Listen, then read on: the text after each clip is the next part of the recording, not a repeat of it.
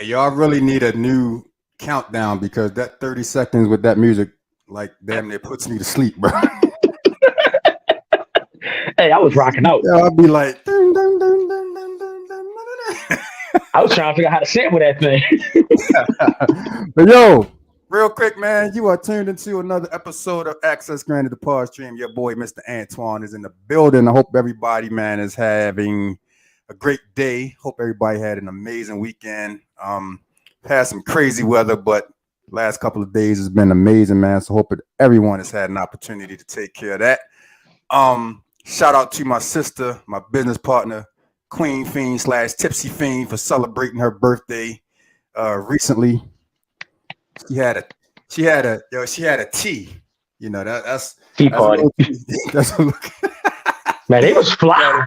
But I saw the pictures, man, and shout out to the women that came out. They the hats cocked to the side and the dresses, and you know, I was like, yeah, that's above my pay grade, man. I can't. Yeah, man. But I was trying to think if I had anything that I really wanted to talk to. Shout out to my sister. Oh no, that ain't her. I thought that was my co-host, Alenia Renee, chiming in. I'm hoping that she can join us soon, man. But in the meantime, we can get right into it. My boy Bryan Lyrics in the building. Beat Boyz Muzik. Yes, sir. What's going on, my brother? Yes, sir. Man, you know I'm always working. I'm good. How are you? Hey, I'm always trying to be like you, so I guess I'm always working too. Guess I'm always the right person to be like. Man, but like I'm at a point right now, bro, where I'm kind of like in I ain't gonna say cruise control, but I'm just trying to keep life as simple as possible right now at this point, bro. You know what I'm saying? And That makes sense. And anything that tries to come into the hemisphere to make, you know, my cruise control either break or go into neutral or drive. Right. Block it, yo. I just try to block it. You know what I'm saying? I just try. That's what you gotta do. Trying to keep, yeah, just and really, bro, like really just trying to keep life simple, man. For real, bro. But it's good to see you, man. It's been a minute. I don't think we've chopped it up since you killed the acapella and acoustic segment. That was the last time. Time. I was gonna say it was the award show, but no, that was after. That was after that. That was after, yeah. Yeah. I'm still mad at you because, bro, you started doing this amazing sneaker segment, and you got me all pumped up. Out here spending money I know damn well I ain't had no business spending, and then you stopped, and I'm like, see what happened was I was trying to get that check from Nike and Adidas and all. No, I got plans to get that back started though. Don't give me a date yet. I'm just like, you know, I was kind of on a weird hiatus, so I'm just trying to gather everything together and start throwing everything back out there. Yeah, I need that to happen ASAP, yo. That was real dope. You know why? Because what you were doing with the individual shoe was a lot different than a lot of the other sneaker shows that you see on YouTube. Right. See, the goal was, and you were really breaking it down and making me think about like, yo, why didn't I go cop these 20 years ago when they came out and stuff like that? Exactly. So, see, the goal was to really like get people on, because everybody's like, yeah, I can't buy Jordans, or I can't buy this and I can't buy that. It's too expensive. But everybody be looking for the you know, specific colorways that always came out, and it'd be like, it'd be some other colorways that'd be really tight. and other colorways, other shoes that people don't typically think of, and it's like, yeah, it's like, okay, let me put you in. Bro, I got 2 pair of Jordans, and if it wasn't for Afterpay, I probably wouldn't have those. Look, I'm not going, make a commercial for them, but they are 99% of my shoes. I understand. Everybody's been like 2 pairs of shoes that I bought off of Afterpay. But yeah, hey. I definitely understand. As my sister has entered the building, where's the maracas? Where's the maracas? There we go. We can officially start the show now. All of that other stuff we just did, that was I apologize for my lateness, fellas. I do. How's everything? Oh, it's good. It's a lot, but it's good. Oh, okay. I'm gonna leave that alone. I don't quite know how to because he said it's a lot, but it's okay. It's good. So I don't know. No, it is. When you start a new job and you're still, you still got to travel a little bit and do those things. It's just balancing. Yeah. And getting my timing together. So yeah. I understand. So I will not dock you for being 6 minutes late. I promise I will not dock you. He's counting time. I figure you would want me to eat before I get on here. Absolutely. So. Absolutely. As I did. So I definitely understand. But you haven't missed much. We were just chopping it up. I heard y'all. Me and Bryan haven't talked to each other in a little bit. So we were just catching up. I was getting on about all this money. Is this a reunion? Say that again. Is it like a reunion tonight? It's always like a reunion. Yeah, it's always like a reunion. Okay. Yeah. Except. Yeah. I mean, I have a reunion with you every Monday, so every Monday that you're on. So yeah, it's Bryan, I forgot. I know that I met you after I started doing radio, so I'm assuming that I met you somewhere in around 2014, 2015 time span. Because I met you through E Digger. Okay. At least I found out about you through E Digger. I'm not sure if I actually met you through him, but I found out about you through E Digger. And speaking of the man that you all know and love, we got to shout out your wifey, because I understand that as we speaking right now, her show is actually debuting on. She starts at 8, so y'all can watch now, and then go to her at 8, and then go back and forth from there. Nice. What are we going to? This is what is it? WLEO. I didn't write that note down. It's shoot. Oh, Bryan. Okay. Go to E Digger's page. It's there. Go to Ebony Collins, author Ebony Collins page. It's there. Bryan. WLEO radio, but it's I forgot the station. I took the notes. I didn't take that when I failed. Hold on, I know it's WLEO. I just know that there's a number and I can't think of the number. 26. WLEO 26.7 yeah. radio. Yeah. 26.7. It's like his birthday. Yeah. I know that's my birthday like 2 days before his. So shout out to the wifey, man. How did that situation come about? I mean, her and Kiana, they've been doing their show. Don't ask me how long now, but they've been doing it for a little while now. And it's like they starting to get a little buzz, and then they decided to do a little break. Like when they decided to do a little break, they was like, "Hey, how about y'all? Go this way, go this route. Fan base can be bigger. Basically, like that's how the connection went." There's a young lady. I promise you, she's gonna tell you a little different than I told you. But that's pretty much how I did that. There's a young lady on here right now that says bad husband. Her name is Arthur Ebony Collins. I hope you know who that is. See, I told you I was gonna do it a little different. What's it? W. Ain't you supposed to be driving? Yeah, ain't you supposed to be driving? Okay, so she's saying Live 365. So apparently you can go and download the Live 365 app. Download the app, and then you go to WLEO. Yeah, search for WLEO 26.7. Yeah. Shout out to Evan. Y'all stay with us for at least an hour and 5 minutes though, because we get ready to get all. She said driving. That's right, wife. Driving and supporting. That's right. Laugh out loud. That's right. Thank you. So look, man, let's get into this, bro. Like, one of the things that you've been kind of saying lately, man, is that on the re-release of this project, you wanted to put this back out here and really support it like you didn't before. So Yes. my question to you is why?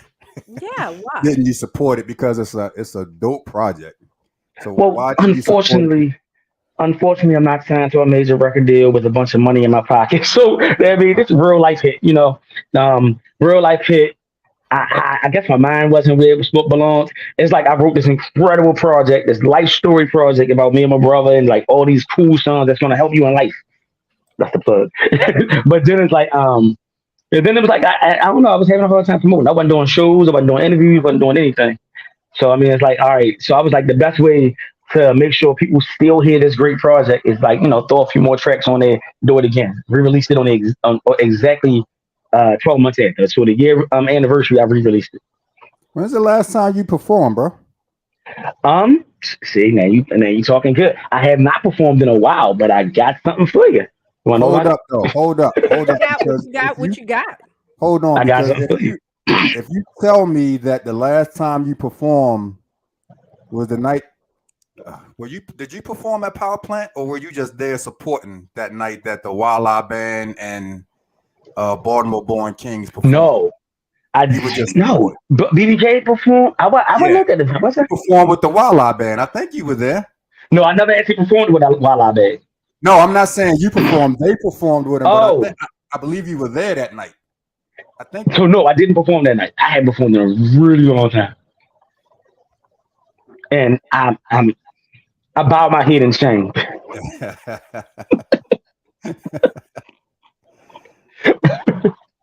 No, man. But got something for you. You said don't not say not yet. Go ahead and drop what you got for us. All right. So I will be performing at Audible Thursday, April 27th with Billy Live and Wisdom Court. $20 tickets. I'll tell that to you a bunch of times if you want to know it. But yeah, 27th for April. 2 weeks. Yo, this will be my first. This will be my first showcase in a long time, and I'm performing all new songs. Everything's from this project. Wow. How you feel? Excited, nervous, scared, happy. Saying that it's been a while, but I'm like, if there's a feeling, I got it. Mm-hmm. Yeah, so but as soon as you hit the stage, it's gonna just. Yo, and then it is. Then I turn into. Then I turn to Sasha Fierce for like as long as it goes. Exactly. Your alter ego, right? Maybe not Sasha Fierce. maybe He-Man, Hercules. Yeah, but shout out to Billy Live, man. He always this guy. He's the guy. He puts on more events than people that are actually in Baltimore, and he's not. Look, right? He ain't even from the city, and he do more in the city and for the city. I can't even be mad, but yeah, he definitely is somebody to push through. Because I mean, I put that post up looking for open mics, and he was like, "For what?" Yeah. I saw that post, and the first person that I thought about was Reggie Ruckus, and wondering if he's going to get the events back at 8x10. Yeah, and I never made one of those events. I hope he does. I hope he does. I think that would be a dope. I definitely failed in the 8x10 department. I have not been there yet. Alenia, for you, the 8x10 is Thank the you. 8x10 is a club on Federal Hill. Okay. Right next to the Cross Street Market. And when I tell you, we do hip hop. We've done hip hop events there, and to just have hip hop on Federal Hill, knowing all of the other stuff that's going on around Federal Hill as this hip hop show is going on, is absolutely amazing. I'm gonna be honest with you. I hosted the last one, and I think I've gone to 2 other ones there. You hosted it? Yeah, I hosted the last one. Yeah, see, that's what I get for slacking. No one's saying you were slacking. What? You were slacking. Look, I was not only not performing, but I also wasn't even going out. So that means. Yeah. Okay, so it was a whole thing. It was a whole thing. Yeah. It's a whole thing. But life's peachy. But you know what? Sometimes you got to decompress. Yeah, I mean, to be honest with you, before that, I've never taken a break. So, I dropped my first official project like on the scene in 2011. That's my first time not performing in for a long period of time. So I guess I needed a nap. Yeah, that was a whole that right there was. That was a hibernation. 2011? I performed from 2011 up until sometime last year without breaks, like at least monthly. Then yeah, you're right. You needed a nap. You needed a cat nap. Yep. Some small hibernation. Yep. There you go. And dropped projects too, and dropped a bunch of projects the whole time too. Like my profile picture, I'm pretty sure if anybody's looking, they can see my profile picture. It's got all my projects right now. Every project from whenever I started, dropping in 2011 to now. Right. Shout out to Exoskeleton. He said it's dope performing at the 8x10. It is, man. It's really like, I love the intimacy. You know what I'm saying? It's almost like performing in my basement. Honestly, if I could fit a stage in here, that's how intimate it is. And but the one thing that I was about to say when I brought it up was, we're not always welcome on Federal Hill. No, right. Let's just keep it 100. Yeah. Yep. Aren't always welcome on Federal Hill. So to be up there and to put on hip hop shows, and Reggie usually has about 6 to 8 artists that perform at that show. Oh wow. And when the show is over and we come outside and we see all of the chaos from the other venues, that's going on in Federal Hill. Yeah. And just see the hip hop, the hip hop crowd just chilling and shaking their head. It feels good, man. Cause the rap we get. I don't have to get specific on this. We understand the rap that we get to be the civilized ones sometimes. Yeah, we're the civilized ones. And I'm talking like, bro, right in the middle of Cross Street and Charles Street, just fights breaking out, police everywhere, drunk folks all up and down. And the hip hop crowd, we didn't want to just come out and swag onto our car, and get up out of Dodge, because we already know what's going to pop off. Exactly. Any kind of trouble up there. So, like, we ain't even playing with y'all. We just gonna go on. We're gonna head on back to the hood. I didn't realize there was a hood right up the street from there though, because parking is absolutely crazy around there. It's horrible. And where? Oh, parking, parking is absolutely ridiculous, man. And I parked in a hood that I didn't know existed one time, and I ain't gonna lie, bro. Like I had to keep my head on a swivel. I ain't know folks was around there. Like, I keep it on the swivel anyway. I could be in any neighborhood. I'm like, no, man. But I was raised. But I will definitely keep an ear out with Reggie, man. And if he decides that he's going to continue to put that on, which I think would be great, especially with the summertime approaching, I'll definitely cue you in and let you know, bro. Please and thank you. And thanks. So, I mean, like, what do you feel like is the best thing that came out of this hiatus for you? I think I got a new need for doing this, man. It's like, because not doing it, it was kind of like, oh my God, I miss it. But then I started writing again, because it was really bad. I couldn't really write too much and everything. So I started writing again, coming up ideas for this new project. But let's not talk about that yet, because it's a long way out. But I needed more, hungry for it again. Was there anything in particular that caused the hiatus? I mean, other than, stuff that you might have been going through? Was it like a writer's block? Was nothing out there was giving you that spark to make you feel like you needed to get back in the lab and, I think it was definitely a writer's block. Because it took me a long time to actually write this project. Dear Whoever Sincerely Yours project. It actually came out 5 years after my last full length. So I had 7, which is the full length, and then I had 4 seasons, which is the 5-track EP, and then I had Dear Whoever Sincerely Yours. So it was like a 5-year gap between when I made a full length project. So it was like the whole time. It was really hard writing this album. So after that, I drained myself. So yeah, and then it turned to like, all right, I can do this again. Now I can't answer why I wasn't doing the shows, and I don't really have an answer. I guess it was just really real life. Well, I guess I did the truck school and stuff like that. Yeah. outside of new. I did the truck school, and then when I started the newer job, because we still regular people. When I started the regular job, do what you gotta do. Yeah. So they had me working a whole lot of albums. I mean, not albums. I sort of picked it up a whole lot of hours. So I mean, I guess that's what it is. I guess I was just tired between real life, Yeah, you were lifing. I was lifing.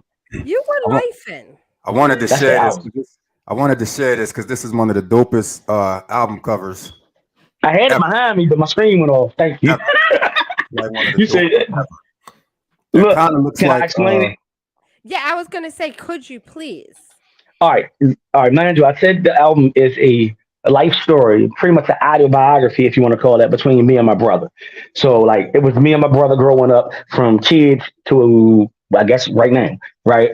And so I decided to make my childhood home. This is one of the homes we grew up in. This is the one that we spent most of the time in.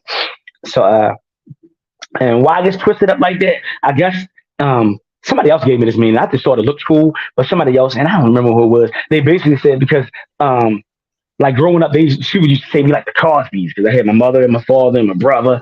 I had my sister too, but it was like, yeah, we had the Cosbys, we had the little pictures we took together as scenes and stuff like that, and they thought our life was perfect. So I got somebody told me that it's twisted up because life wasn't really perfect. Life was crazy, right? And so that's kind of how it is. Actually makes a lot of sense. Is that coming from the side? Is it the roof? Roots. It's actually a tree. It's actually a tree that's in front of the house because, because it's twisted up like that. Okay, it's actually a tree, but I mean that's art. So yeah, if you want to be roots, so you see my head, right? I see it. I see. That's the great thing. What you do? You go to all your streaming networks, right? And when you go to listen to it, just turn your phone around. You can see. But make sure it's playing when you do it.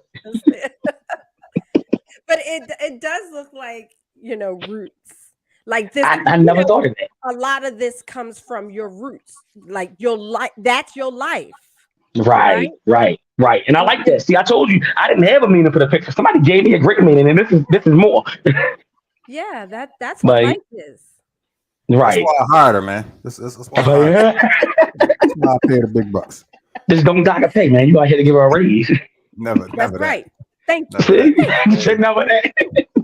Hey, a wise man once told me that nothing from nothing leaves nothing, so I technically can't. Dang. Oh, we're working on that. We're working on that on the sidelines. Exactly. We need to start speaking some things in existence. Yeah. We got to start speaking some things in existence. I couldn't get the words out. Yes. She'll definitely be the one to get the first cut when that starts. But look, man, I want to go into a little history lesson because of basically what you just said. Like a lot of people thought that, you had it a certain way because, you had a family, a supportive family around you and everything. But talk a little bit about your upbringing in Baltimore, man, because honestly, I don't know. Like, I really don't know. I mean, Lock Raven, Alameda area. That's where I grew up at. East Baltimore. I mean, I started my life around Harford Road, like Aquadale, not like the hood side. I mean, not Hugo and them. But I grew up in a not too bad neighborhood. Like I said, both parents. I got a sister. She lives with her own mother. She got a different mother. And we grew up all right. Like we was poor. Like I turned off sometimes, I don't know. We was cool. Went to Northern. That might have been the worst experience. I went to the real Northern. not this one they got now. The real Northern. The one with the 17 names. Not the 17 names it's had since then. Right. Well, I always called it Northern Get High School, and I told my wife I failed at that too because I don't smoke.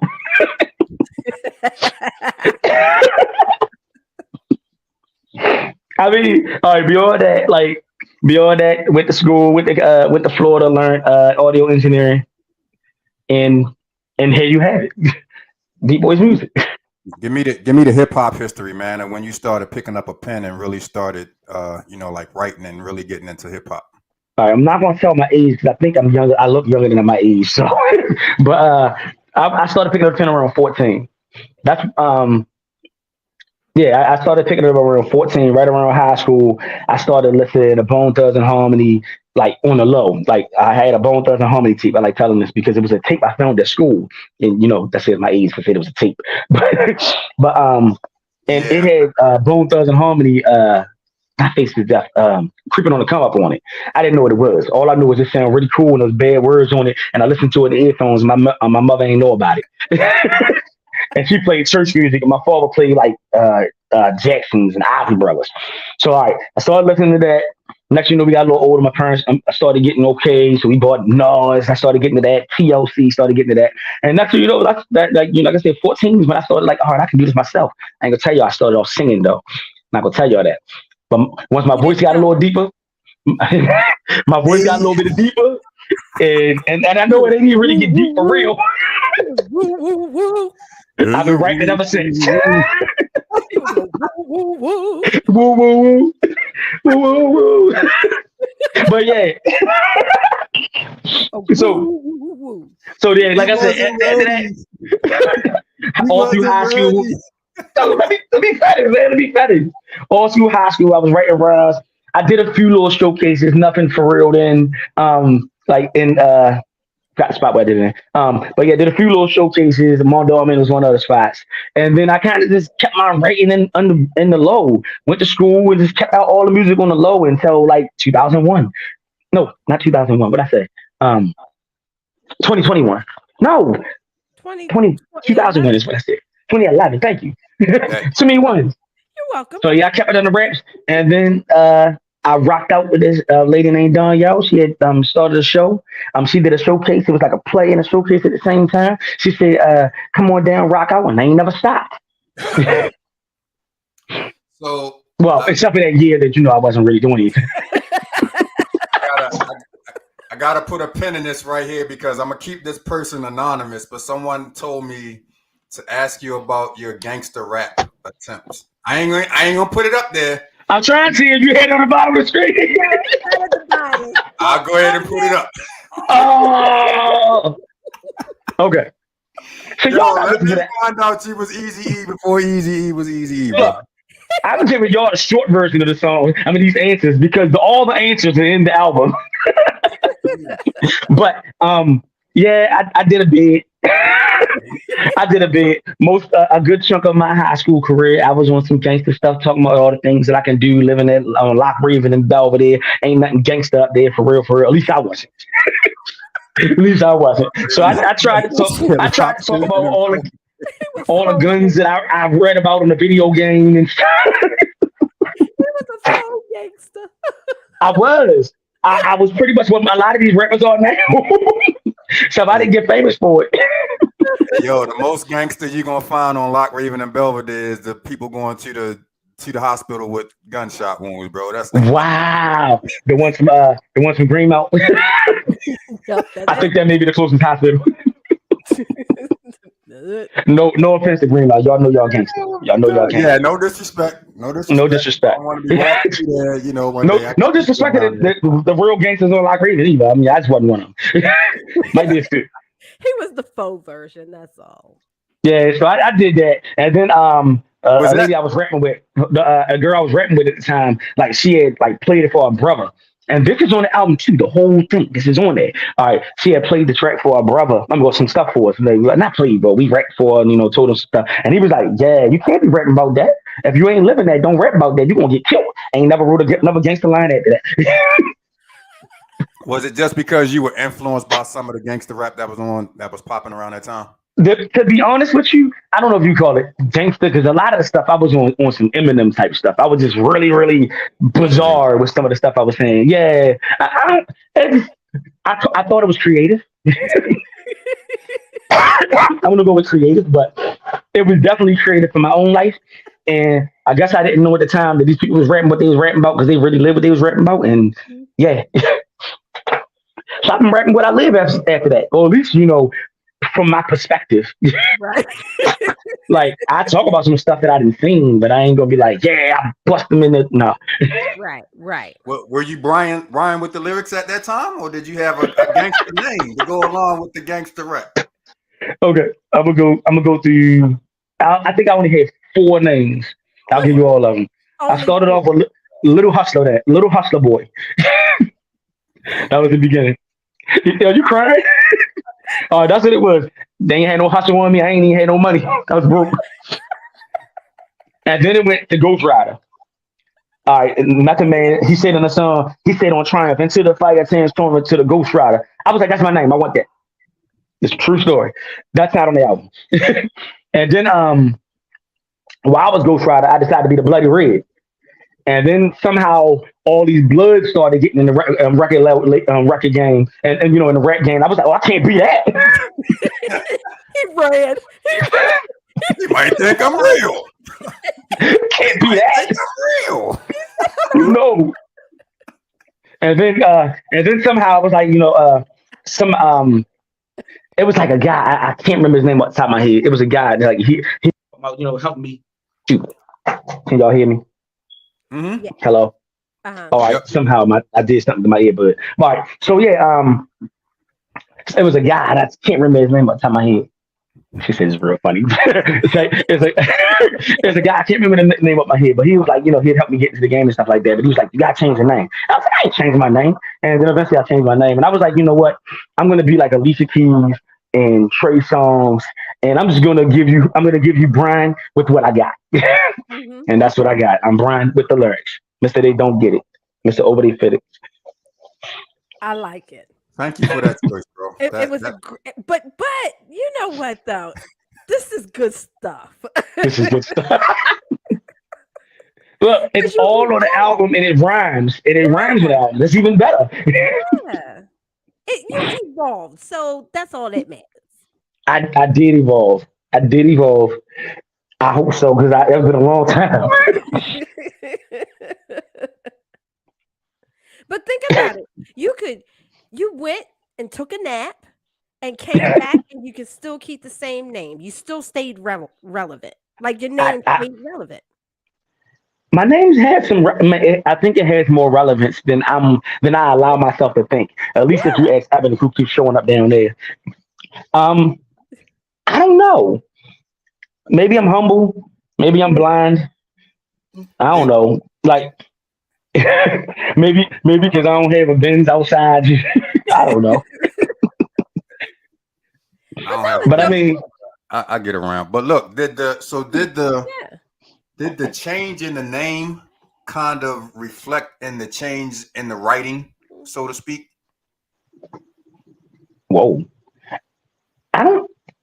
I'll be pulling some good ones out, bro. I can pull some good ones out. See, all right, now I gotta be sad for a moment, but I think I still got it. But the first project I actually released was under Ghost Rider. It was on that Piff. It was a mixtape, and it was called Chronic Illness 2001. Because I literally went over every single The Chronic beat. So The Chronic, Dr. Dre, I rapped over every single beat from The Chronic 2, 2001, and like I told all types of crazy stories and stuff like that, but that was on that Piff and it's now gone, so I can't even tell you go listen to it. Send it to you. But to answer the question, I don't think it changed a lot. I think it just became more me as I became more me. Mm-hmm. The more I changed, the more the lyrics changed. Right. I think at first I was more about telling stories that I see. Like I wanted to tell the drug dealer stories, but it was like, yeah, that guy did it, But now it's like I kind of want to just give you my own story so I can motivate you for my own, So yeah, I mean, in the time from Chronic Illness to Dead Well and Silly Yours, I definitely changed as an artist, and from the name change, even from the next project, it was just a slow process. And I kind of feel like, becoming a husband, becoming a father, and all of that kind of stuff also kind of, affects. Kind of makes you, it kind of makes you become a better. Well, first of all, it's giving you more stuff to write about. First and foremost, you got a small village over there, so you got a lot to write about. Because like I don't, as I'm sitting here and I'm thinking about, and I've listened to a lot of music of yours. Thank you. The curse words are very minimal, if any. I don't cuss. Yeah. I got a real strong religious background. I really follow Christ. I really be in church. I be getting the spirit and stuff. I'm not gonna play like that, Jesus. But like, I did a little praise dance. I can't do that. I can't do that for the whole world watching. I can only do that in my private. But yeah, I am really that. I'm really that guy. I'm not gonna sit there and be like I'm the perfect guy, nothing like that. But one thing I don't do is cuss. Can I tell you a small story? Why not? Absolutely. Go ahead. All right. Growing up, it seemed like every single time I said a cuss word, I wound up having to fight the person I cussed at. Like we wound up fighting it every single time, swear it up.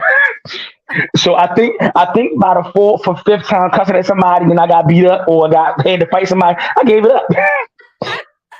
It wasn't worth it. I think that was joy. I think it was joy. I think he set me up for success, I guess. So no, I don't cuss. I don't cuss about rhymes.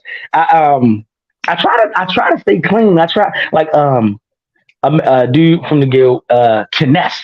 He told me a long time ago. He was like, I like the fact that you make music that I can listen to with my grandmother in the car. And I took pride in that. I was like, oh, all right. So I mean, you can listen to anybody in the car. I mean, like, all right, I can play your grandma, but you can't play every single song for your kids because I'm an adult. And I don't want to make Disney music. But when he said that, I was like, oh, okay, I can do that. I can do that. And it doesn't have to be the edited version.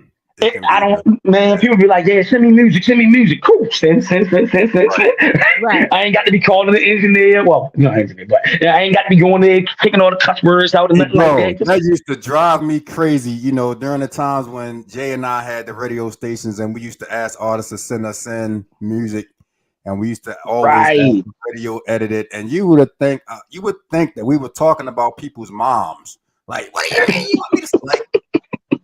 Don't be messing up my art. Like 92Q ain't messing up your art. Right, because they'll do it. And the crazy part is I'm sitting here thinking about this it was actually hearing DJ Run cuss for the first time that made me actually start liking Run DMC. All right, let me see if I can get one for you.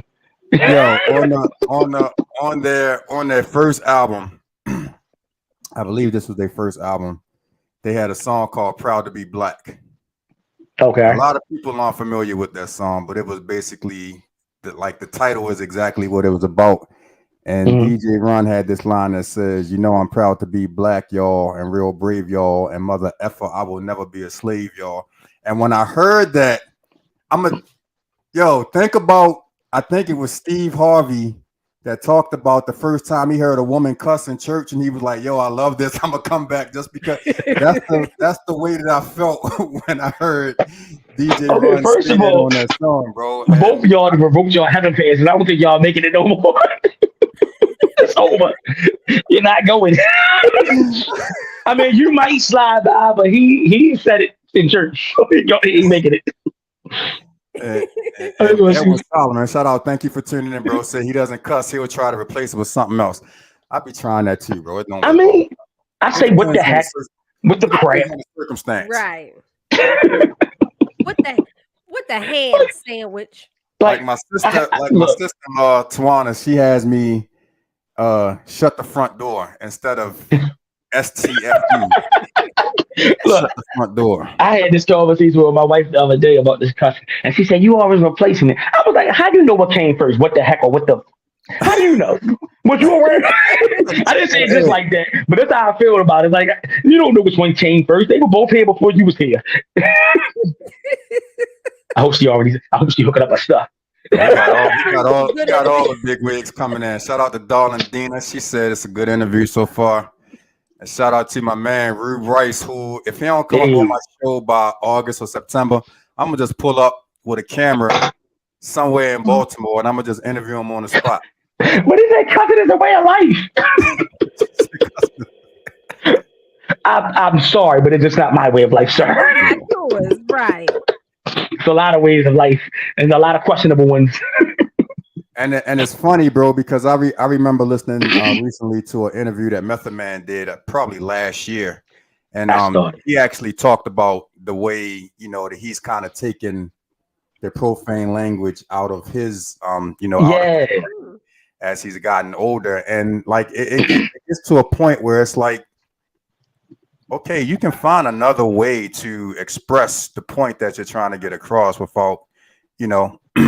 Right. I'm not gonna sit up here and try to act like I'm a saint by any stretch of the imagination, because I do listen to music that has, adult language, but I respect those that, go into it with the approach of we're gonna not, MF you and BITCH you to death, right. Because you literally have some songs where it's like every other word is and to me, the more you use it, the more you use that kind of language, the less your writing ability really is, if that makes sense. I think it does. Yeah. I think it does. But I had something I was going to say, but I don't know what it was now. Keep it over. Oh. He got real introspective. Hold on. We have a question from Darling Dina. Oh, nice. Being that you are a family man, what part does that play in your music? I think that's being a family man. Yeah. The best I got is the project I wrote about the kids. I wrote them for all seasons, 5 tracks, all about all my kids. I mean, other than that, I like the fact that being real, I like the fact that I can literally, like you said, play in front of your grandmother. I can just jump in the car, put my albums on, and we can just go on a road trip for 7 hours and just bump me the whole time, and I don't have to worry about them, saying anything crazy. It's like a few songs on there I might not play, but just because they're more adult content. Right. But yeah, I like that I can do that. That's definitely a plus to being who I am musically, because I know, like, I'll listen to people's music and I see people on stage when I'm watching them, and I sometimes wonder. I've seen people bring their kids to the shows, and then they rock out, and I said, "Ooh, you want your kid to hear that?" Right. So it not only be bad words, but he be like really adult content. At least beat around the bush a little bit, making a metaphor or something like that, so they don't know what you're talking about. Right, but they don't. Well, you know what? I want to piggyback on that question that was just asked. So when you're rocking out in the car, what is one of your children's favorite songs that they hear from you? Well, first and foremost, the ones about them. There you go. They all selfish. They like their own. They all like that. Literally, one of them say, "I want to hear my song," and then we listen to the whole project. Really? Okay. Yeah. That's pretty much. They hurt my feelings. They don't play my music enough. They don't. They don't. But I mean, mind you, the words to the songs that they do like. They do know some of the songs. My middle child, who is 6, her favorite song is actually the song I sent y'all, "Never." She's like, "I won't never, ever, never, ever." So it's like, they like the catchy stuff. Yeah, they like the catchy stuff. Yo, Darling Dina said, "I've never cussed in my music, but my mouth in real life is right." Oh, we have met you, Miss Dina. We met you. We heard a few words. Hey, I have nothing but love for Darling Dina. She is my mama. She is the one that has purchased the most signature Long Island iced teas since we've been selling them. So that's my mama away from mama, and I think she literally bought the most bold stuff from Ebony and the both BLCC stuff for me. How did you guys? We was at her house like bi-weekly. I felt like dropping off at one point. Like, I love her. How did you guys meet and start like? Okay, we met on her show. We met on her show. Must be must be the music radio. I had took Poeta Shakespeare out there one time for her, like one interview she had, and then somehow we all got to talking. Next you know, I was there doing interviewing because Darling Dina, she's so cool. She let us interview her show multiple times. I mean, host our show. I said it wrong, but yeah. So yeah, one good meeting. Conversation because I'll start crying because she allowed me to come out with Sabrina. Look, man, yeah. All she want to do is make everybody shine. That's all right. You want to make this sunshine. I love it. Did you see it when she was on our show last month? Yes, I watched. Okay. Oh my God, yes. She was talking about her rap career and everything. Yeah, that was good, wasn't it? Yes. Well, it wasn't all happy things, but like it was a great story. Was good to know. It was a great story. It was. Yeah. And she live, so it was fun. I tried to get her to drop some bars, but she wouldn't do it. She wouldn't. I think I typed in it and dropped some bars. I think when you said I might have typed that was you. That was you. That was you. So look, man, I got two things that I definitely have to play before we get off the air tonight. The first thing is I have to play Never Stop Lying. That's my joint right there. I appreciate it. It's actually my first time seeing the video. How is that? I have no idea. Algorithm. This is my first time. I actually was watching it when you popped into the backstage area of the show.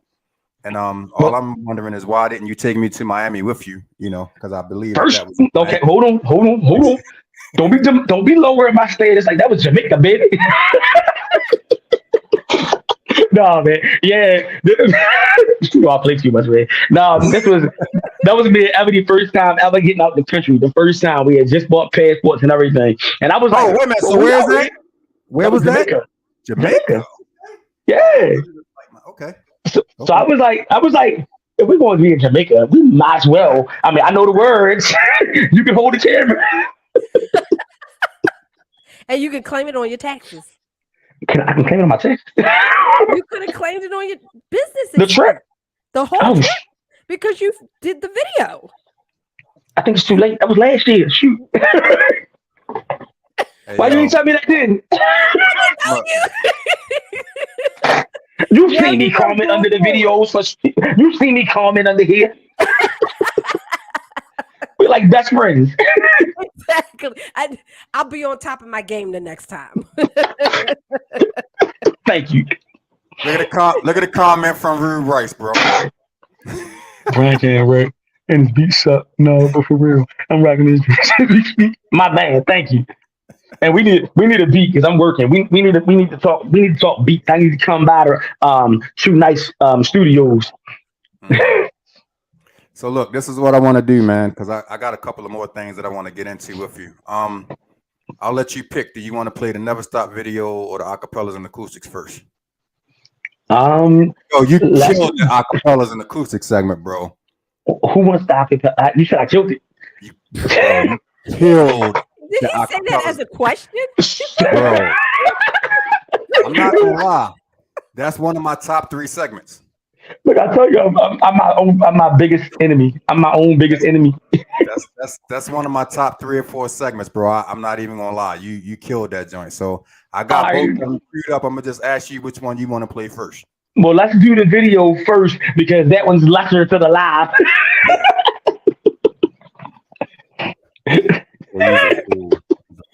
I try to be. It makes life more fun. All right, man. Since he insists, we're gonna get into Never. David. Oh yeah, I did say that. Used by Jay Grizzly. This is by Jay Grizzly. Great call you, Bryan, with the lyrics. Lord have mercy. This is Bryan. I mean, him too. Let's go, man. Boyz Muzik. Y'all can hear this, right? Yeah. Okay. I will never ever slip. I will never ever fall. I will never ever quit. You said I will never ever fall. I will never ever slip. I will never ever fall. I will never ever quit. You said I will never ever. Stop lying to him. Stop lying to him. Stop lying to him. Stop lying to him. They said I would never see 21. They said I gang bang and bang bang with the clap clap. I skip that, but I still made it through the regret. But I would never fall as long as God is my step. They said there's bad girls beyond me. I never He's up performing with like Jay did Beyonce. Kit Kat, they hated on the chocolate another year. They did that, but they would never break me. I am not a Kit Kat. They say they don't like our sound. They try to muzzle off. Shit, I spent my whole life in jail. I did a couple hours. Shit, I need to wake up. They don't see what I see. They got that's it. rings and they sleeping on me. Diamond is a girl's best friend. I be a rock boy. She may be the reason I make it to the top. It's our time to shine. Say watch for from the city where the only time is 12 o'clock. I will never ever slip. I will never ever fall. I will never ever quit. You said I will never ever fall. I will never ever slip. I will never ever fall. I will never ever quit. You said I will never ever fall. Stop lying to him. Stop lying to him. You hear me? Stop lying to him. Stop lying to him. Yo, they ain't never told me about all of these soul records, and never told me that the flow could be so reckless. You never knew when me on my next the whole records, the oldest dude to step up on the scene and go platinum. They ain't never tell me how high I'ma get, that I would touch more hearts than a cardiologist. I'm unapologetically me. Gotta prescribe something for the haters. Here's a big pill swallow. They ain't tell me I would get better letter for letter. Veteran as a rookie without a varsity letter. Stamped by the best MCs. I travel with the letters. I'm hungry. Gotta get the bread, cheese, and the letters. One of one, you can never turn my type. Sneaking here, chasing checks until I earn my stripes. Run this game, push until I learn my price. Enough drive, I forever fly through the turnpikes. I'll never.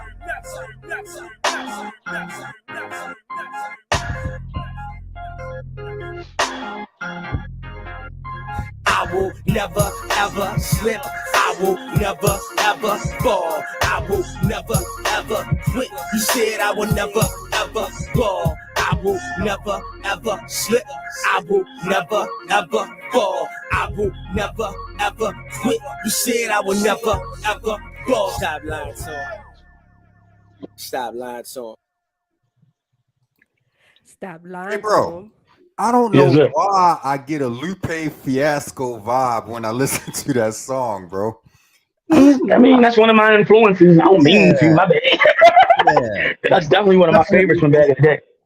Oh, wait a minute. They didn't want to do the other stuff. They didn't want to do the other stuff. I definitely get a Lupe vibe when I listen to that song, man. Is that a good thing? That's a great thing. I'm just saying, everybody don't like Lupe. I take it. Appreciate it. Thought process that went into the writing of Never. I think at this point, right, I was realizing how old I was getting and not successful as I would like to be. So it's like, I have, so many people in your ear, especially when you rap, because people think rap is a young man's sport for some reason, even though you got Jay-Z's and Eminems and stuff like that, still selling crazy out numbers. So the idea that I'm getting too old for this came to mind, right? And it's been like kind of dwelling on me. And I was like, nah, man, I love this. I will never, ever quit. Never, ever fall, So yeah, that's the feel for this particular song. Like I can't quit regardless of how old I get. If I get tired of it, I'll quit. But I ain't tired of it. and I'm glad, it's actually good to hear you say that, because I've asked, or at least wanted to ask, some artists, mostly from mostly local artists, like, does it ever get to a point where if you're not benefiting financially from this, the way that you want to, if you're not, driving, and living in. Yeah. And the one thing that I can honestly say about most of the people that I've asked that question to, they're really in this just for the love of the art. And if they never make a penny doing it, they're fine with that. And I love that. I respect that. Well, I like to tell people that question is like, question, wait, why you don't stop? You ain't making no money anyway, or stuff like that. I tell them, like, we just call them expensive hobby. It's like gambling. It's like gambling. I throw out a song, I throw the dice. I might win $1 million. I mean, but I'm having fun doing it. Right.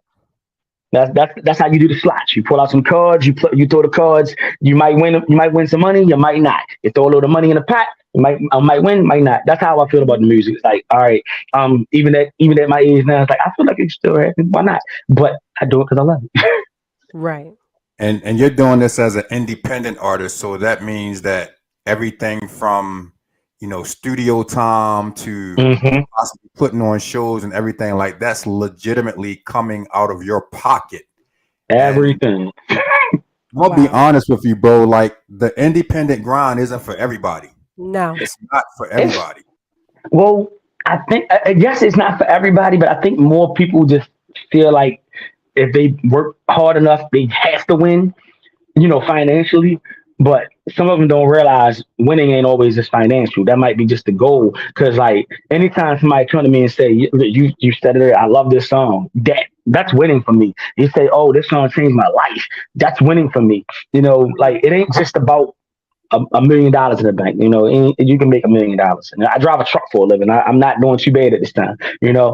So yeah, I mean, yes. If I would love to make the right song to go viral, get me a whole bunch of money that I ain't got to clock in every day, I would love that. But it's all about the love of making it, Right. See, Alenia, so go ahead and drop that song, Alenia. I'm telling you, you never know. It could become the next TikTok challenge, and let me record it for you.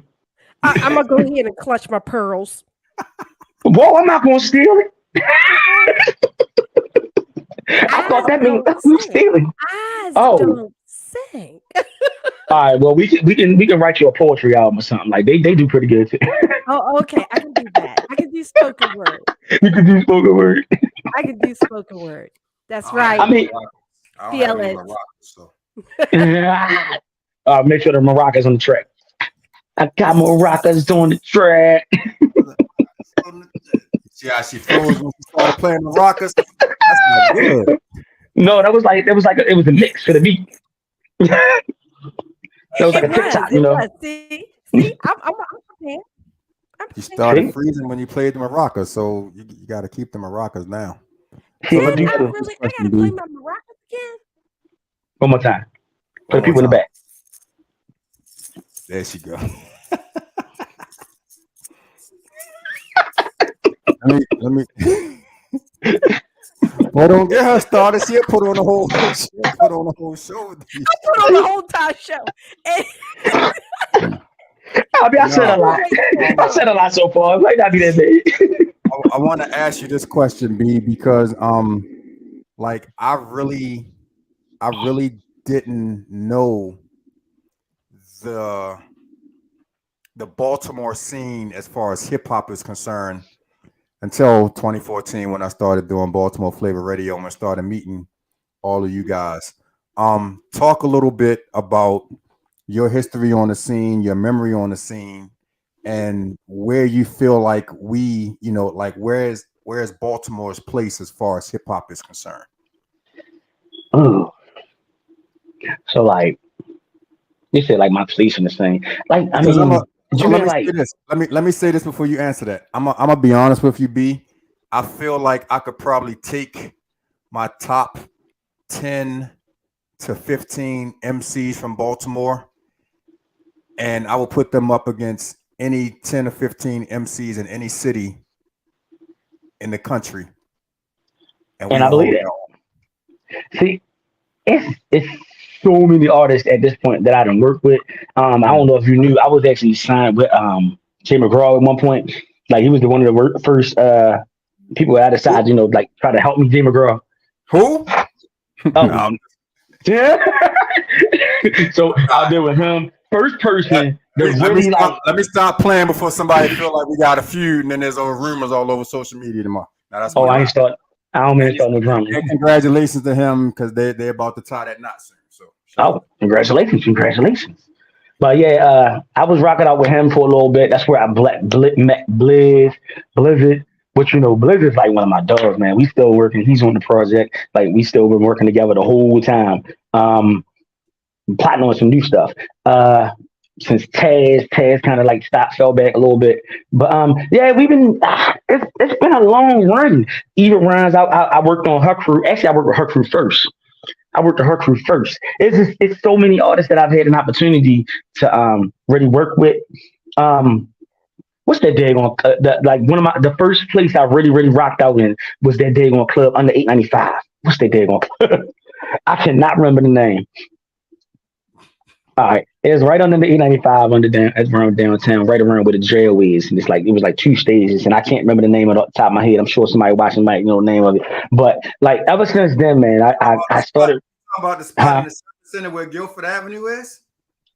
Guilford, it's right where 895 starts.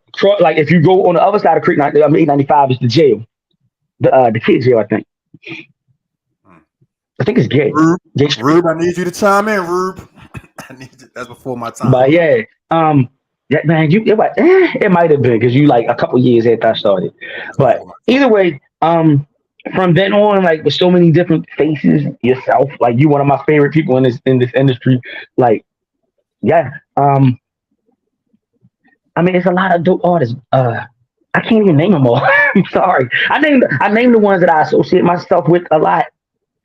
Like I said, Blizzard, E-Rounds, I mean, I don't know. I don't know the answer, sir. I mean, but like, just talk a little bit about how the scene was around the time when you really started getting into it. Oh, and, because I think at one point, from what I understand, there was hip hop stuff going on like 2 or 3 days a week.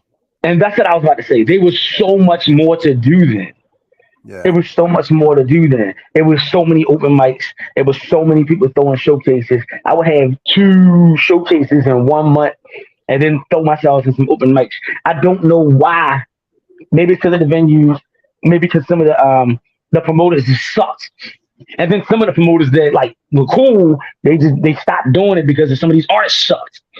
I remember like Lisa Stan. I know she was a promoter at one point, and like she had stopped doing it right at the time when I wanted to do one of her shows. It was like, yeah, I need to do your show, and I had let my homeboy do the show, and then I don't think she did anymore after that. And it's like, so it's like so much less out here now. I think the only one I really know is Billy Loud, the one I got the show going out. That's actually doing showcases now, and then he's doing it at like one of the biggest venues we can do. So I mean, like, yeah, back then we had a bunch of little small clubs and a whole bunch of people doing it, but now we got Billy Live throwing it in the biggest venue we can get you at this stage. Yeah, that was no pun intended. But yeah, I mean, it has been a change, and I think the change has not exactly been positive because of the fact that there's not as many opportunities for us to rock out, and I blame a lot of the artists because a lot of artists always do the rock and roll, rock the mic and then roll out. They take their audience with them. They bring 50 people a minute, and then next someone was talking about that last week, yeah. Wasn't it? Yeah, I'm pretty sure it's a really big thing on our scene. It's a really big thing on our scene. And mind you, I've done Virginia, I've done West Virginia, and I didn't even know there was black people in West Virginia. I've done New York a few times. And this is the only place that I know for real where you just like leave. Oh, Philly, I've done Philly. I did live instruments in Philly. Like there was a band, cool, right? But that's like this is like the only place I know where they really do that rock and roll thing, like just rock out and dip. But yeah, I think that's the reason why the scene kind of is not like hitting like it used to be. I'm definitely glad to be a part of it when it was, but I'm glad to be a part of it now. Hopefully we can get everything back. So I mean, like, you can start yours up. When you gonna start your showcases? I mean, I know he's talking to you. Oh, he was talking to me? You in the ring, right there. Right there. Let me tell you. You know the whole thing. Let me tell you something, bro. And this is just right. I'm over here. I did have an idea that I wanted to do a showcase with, and this was last year. I wanted to have all of the artists that came and did acapella and acoustic segments for me to do a showcase, but the venue closed. North Avenue Market. Man. The spot with the video games. Right there on what's that? North and Maryland. Yeah, they closed down. And I only wanted to do it there because I knew I could have did it free. So I don't know if I got these other spots in my budget, man. But I would really love, man, to just. I mean, look, if you throw it, we're gonna bring some people and hopefully that I like. This is what happened with me, right? All right, let me show you. I can show you better than I can tell you. He bringing examples, y'all. This right here, one of the one I did 2 times. I broke the frame 2 times that I did an album release party, right? And that one right there, it was like everybody was like, "Yeah, just try it. You can't fail." And worst case thing is happens, nobody come. And you pay for it out of pocket. Okay, like we made enough money to pay the DJ pay the venue and had some change in our pocket. We only charge $5 a head and $5 for the CD. You just gotta go out on stage. But you know, a big problem that I have, bro, is that we can put on an event every year, like AFRAM, Yeah, throw it out at Drew Hill Park, and we can have all of these, you know, internationally acclaimed artists, and we can't even have like a festival stage at AFRAM where we just let Baltimore artists just come through. And I know some people that know Brandon, so I might talk to Brandon about this. Try to talk to Brandon about this for next year, bro. Like, you doing this at Drew Hill Park, there's no way in the world that you should have a space that big and not let your artists come through. Aren't they making the space bigger? Aren't they making the space bigger? They doing something with the water. Are they making the space bigger? It's Drew Hill Park. It's no telling. We could, you can give us a stage behind the reptile house, and we can have 300 or 400 people over there that's coming to rock behind the reptile house. So you want us fighting Jurassic Park? But you understand what I'm saying, though. Like, I feel you. I agree with you. This is a prime opportunity for y'all to put our city on display. It is. Y'all want to keep hiring, y'all want to keep bringing in, all the big names and stuff. But I mean, the big names are cool to get people in the building. Mm-hmm. But then we need, because even with the some of the shows we get at what's the day movie? I can't even figure this. Slip my mind. This quick. Soundstage. Yeah. Even the venue, even the ones and the one across the street, even the big names we get in there. So the people they'll pay their tickets to and then come super duper late because they don't want to see the people before. Yeah. So I don't know why. I don't know why they don't want to show love that they don't time. It's not like we don't be rocking. Now, mind you, if it's 7 artists, all of them may not be your cup of tea. But if the promoter do it right, he gonna have a hip hopper, he gonna have a trapper, he might have an R&B person, depending on who the headliner is, and then he gonna have, just he gonna have different variations. You're not gonna just have all one thing unless it all matches out to the artist that's the main artist. But you should really have people rocking out. I opened up for the Locks. I'm not sure. No, South Street. Opened up. It was the Locks. I opened up for the Locks one time, right? And they had what's his name? That's irrelevant. No, same thing, man. It's like you gotta. They gotta come show love for us. They want to come late, and it's weird. It messes up the whole flow. And then we even us artists that we rocked out. We rocking out to the same people we bought. Yeah. So I bought 5, 10, however many people I brought to the show, and then you're selling tickets, making money for the promoters that are putting these events on. Yeah, man. I don't know if I said it in a recent rhyme or if I said it in a post. It could have been both, but it's like they won't pay 20 for us, but they'll pay rent for Beyonce, and we rock out. We rock out. Uh-oh. Darlene Dina said, but speaking on Brandon, Dude actually really did ask Baltimore artists for music back in January, so you will be seeing 2 Baltimore artists rock the stage. Okay, I'm good with that. That's a start. That's a start. But at the same time, because Drew Hill Park is so big, you could actually have a second stage that features nothing but Baltimore artists. You can, and then if you keep it just far enough from the main stage, you can hear it, but close enough because there's gonna be so many people. Somebody's gonna hear it. Somebody's gonna hear it. Somebody's gonna be on that stage. They're like, "Yo, who that?" Yeah, if you can have a festival stage at Meriwether Post Pavilion, you can have a festival stage at Drew Hill Park because you can fit 3 or 4 Meriwether Post Pavilions in Drew Hill Park. My whole point is when you have this kind of opportunity where all eyes are on the city because of all of these people that you're bringing in, why not take an opportunity to highlight some Baltimore artists? Right. It'll bring more money to the city. I mean, if anybody has the mindset like me, I'm like, all right, if I make a bunch of money, my city gonna get some bread. start building community centers and stuff like that. You know, why not? Right. But you know, we gotta get to that point where we're respected enough as artists, even in our own city. Because like I know Baltimore, it appears that Baltimore has some like is the word stigmata? Am I saying the right stigma? It's Stigma. we got a stigma. We got this stigma against us. Is like no matter how close we get to the industry, the mainstream, it's like we don't like we just like there. We can't get across the gate, and that's like with a bunch of artists. From Comp, who was on the video game, like he still could not get the success that platinum albums and like that. You got what's our recent one? You had the dude say, "Whoa, now be real." I think he went the furthest. He was on 106 and Park and rocked out for a while. That was a while ago though. And it's so many of them that just get far, but just can't break the boundaries of like becoming a successful like straight out hip hop artist that's a household name. So I don't know why we can't make it.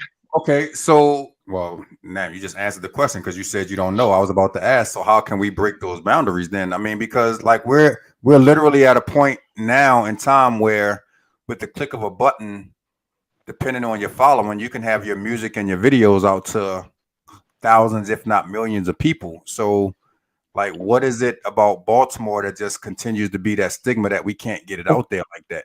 And then when we do have a person like a Mario or a Boss Man or whoever that does, we did have a Mario. Why can't we? Yeah, why or Drew Hill?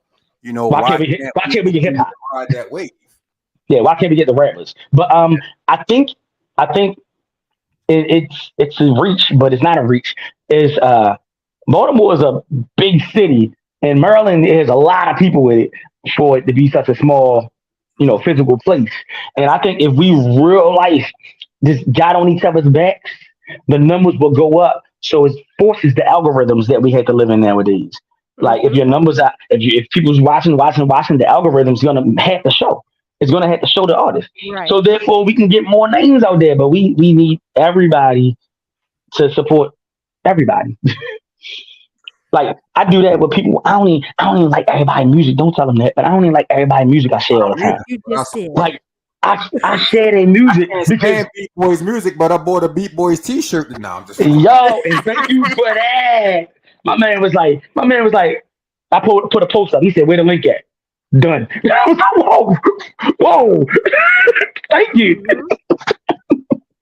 Oh, this is the guy. Oh, this guy. No, that's the guy right there. That guy right there. But let me ask you, because like we have like one of my favorite movements, and I call them the Baltimore Wu-Tang Clan, is J Royale, Guy Grams, Ill Conscience, and Dirt Platoon. And they are guys, like, bro, these are guys that are they've actually headlined shows in South Africa. Right. I think they are the great white hope. Like they are really killing it. I've seen them on some of them, the LA Leakers, I think. Yeah. I think I've seen them on LA Leakers at least one time, maybe a couple of times. Like you said, they've been performing out the country, like with people singing their words.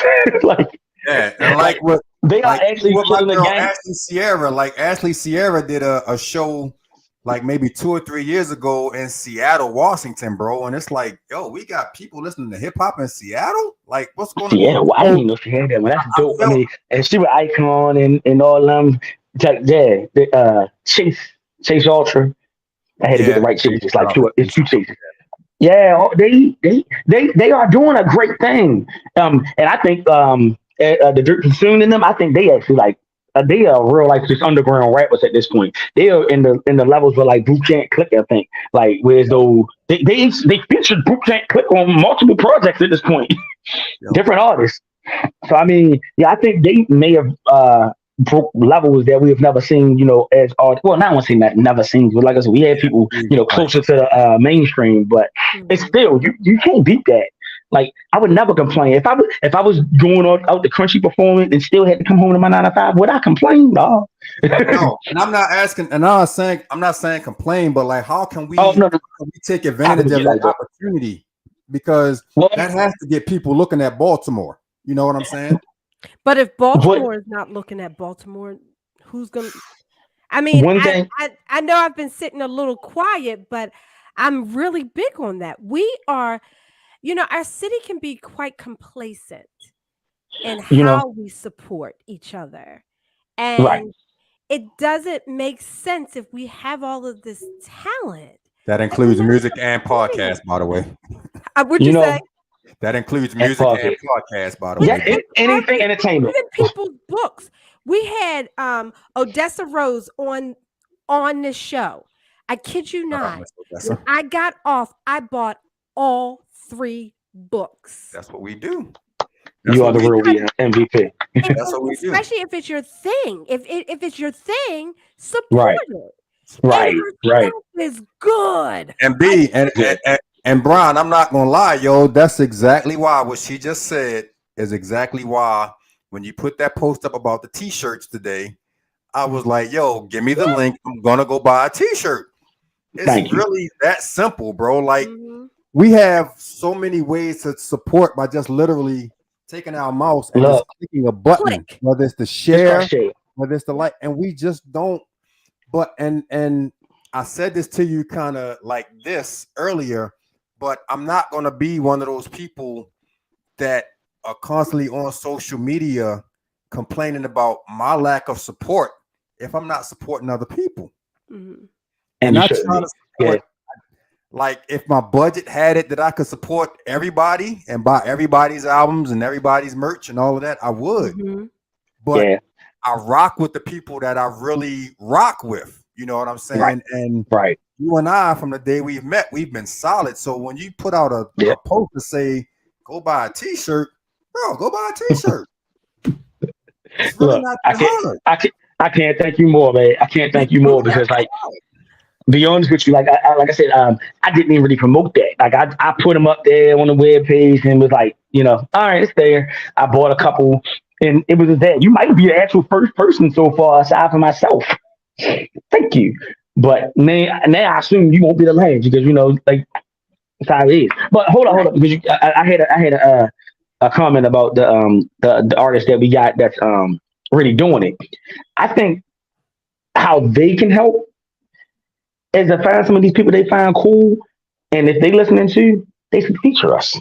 They should feature us people that's not really getting it like this. And if they like just to feature on the album, we ain't got to be a video cut. We ain't got to go on tour with them, nothing like that. Just to feature, put the name out, or like you said, a share, like share for these other names that's getting 20,000 followers or something like that, or however many they got. Like that, not even how many followers. The ones that have core fan bases. Yes. Per share. Per share. Because they even got cult classics. You got rappers like AZ. You got rappers like AZ who who never really he did in the beginning like really really huge, but he has the people that buy his album every single time. So you got people that buy your albums every single time. If you see somebody that you like musically or in real life, you ain't got you could like them in real life and not like their music. Just share. I think that can help the whole thing. Some of these people that's really got the name just can really help the whole thing. Right. I got even artists like Deetranada right now. She's charging. She's charging for features, but I mean, I'm not mad at that. She's charging for a share. I'm not really mad at that because of the scale she's getting at. She's actually becoming that mainstream artist, so she got to make a bread. But I mean, it's got to be some people you could just share for. You got to you got to have a homeboy, a homegirl. I tried to get an interview with Deetranada, and when I tell you, I was ready to spin kick her when she told me how much. God damn! I was trying to be modest and not, say too much and just spin kick. No. So I have to put this up here, B, because I have to be honest and I have to be. So, shout out to Tipsy Fiend, Queen Fiend. She says we have to support each other. When I had the Tipsy picnic to highlight artists in Baltimore, not a lot showed up. Bryan was supposed to kick off the cipher. But hey, we gotta do the things that we preach about. I mean, and I don't know what happened at that in that situation, which was at the Why Not Live. That happens. I definitely show love where I can, where I can when I can. Mm-hmm. But my bad. He said my bad. No, I just got that awkward silence. That was a pregnant pause, wasn't it? A pregnant pause. Are you saying that because she's pregnant? Because she's actually pregnant at the moment. That's right. Pun definitely intended. Unintended. Pun definitely intended. Oh, wait a minute. I don't have no rockers. It's my AirPod case. Oh man, but gosh, bro, this is No, I don't think she said it for that. I think what she's saying is the bottom line is when you do have something, right? You do have something, and you understand people's lives are people's lives. So not everybody can do everything that you have, but I'm sure she probably heard plenty of people saying, "Oh yeah, you should have it. You should do this. You should do this. I'm coming out. I'm coming out." And so she probably moved in that atmosphere of hype. Right. You know? And when you moved in that hype and then people don't show up. That's where I'm going at, because I know, and that's where people say that Baltimoreans are complacent. Because you sit up there and you say, "I got you, girl. You have something, or, man. You know you up there, killing it up there. I'm coming to you. Your next show, let me know." And then what you do, you remember that. So you let them know that person, and you're gonna give your information. Be like, pass it out. And what do they say? All right, I'm gonna pass it out. Because I'm supporting. I'm see. Mm-hmm. So right in trash can. So it's one of those things that we Baltimoreans, that's why we don't have the places that DC and New York and California and Atlanta has, because we don't support each other like that. We don't. We don't mean it when we say it. We just say it just to get you to stop talking to us. She said, "Can she get the maracas again, please?" Can I get the maracas again? You gotta turn your maracas up.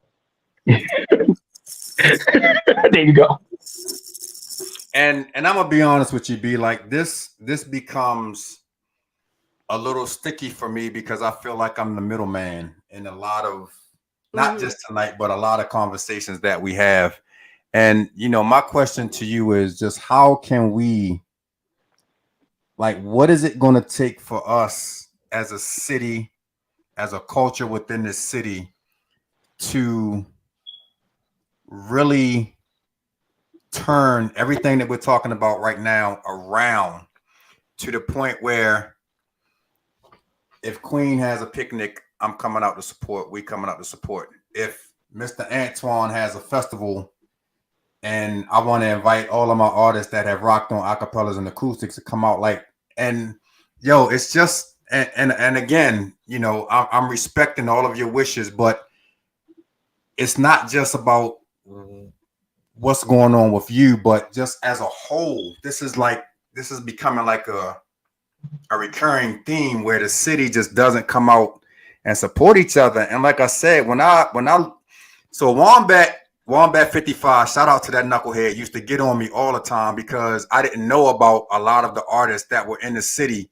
I didn't know about Bryan lyrics until 2014, 2015, and come to find out Bryan had been killing it forever. I didn't know about Royales and all these people.